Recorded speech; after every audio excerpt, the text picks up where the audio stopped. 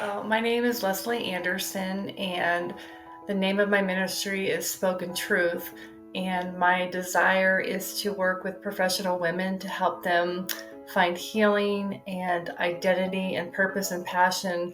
I think my biggest challenge before joining the community, that is the idea of belief, probably in two areas of my life. Belief that all the ideas I had scribbled in a notebook could turn into a viable ministry that would actually be a business that women would find and want what I have to offer. And I think the other area was believing that I'm enough. I think often it's pretty easy to think, oh, I don't have the right degree, I don't have the right connections, or, I'm just me and, kind of an ordinary person. And I've been reminded over and over again on this journey that that's what God wants. God wants ordinary people who continually say yes to Him, even when it's scary and even when we really don't know the next step. But just that desire to be obedient to God, I think, has kept that idea, and I really can't let it down, even if it's not moving as quickly as I want. That idea and that calling just doesn't go away. So I know I need to keep pursuing it. Just finding the women in the ministry was really exciting to know that there were other women who also had ideas and were wanting help was really encouraging. I feel like women in the ministry gave very practical, action steps that you could take. And, in my mind, I've kind of visualized that as a staircase that I'm walking on. And there are times when I've been able to sprint up the staircase and really feel a lot of momentum in my idea and making things move forward. And I'm currently in a season where I've had to just sit down on the stair and wait and trust, because some other areas of my life needed more tending to.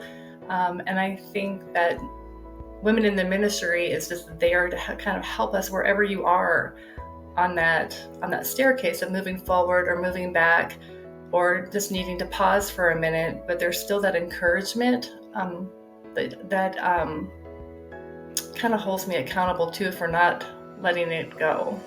I feel like the community in women in the ministry is really valuable, mostly because it's a safe environment, and that's what I've experienced. I feel like women in general can compete and compare without saying a word.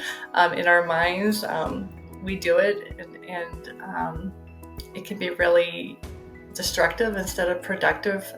I have found women in the ministry to be more of the mindset of sharing ideas and celebrating success. And that is, I think, very rare to find when you have a bunch of women who are doers, who are really motivated, but also really want to learn from each other and help each other and support each other. It's really rich in the discussions, and I have enjoyed really hearing and learning about what different people are doing and how they approach it.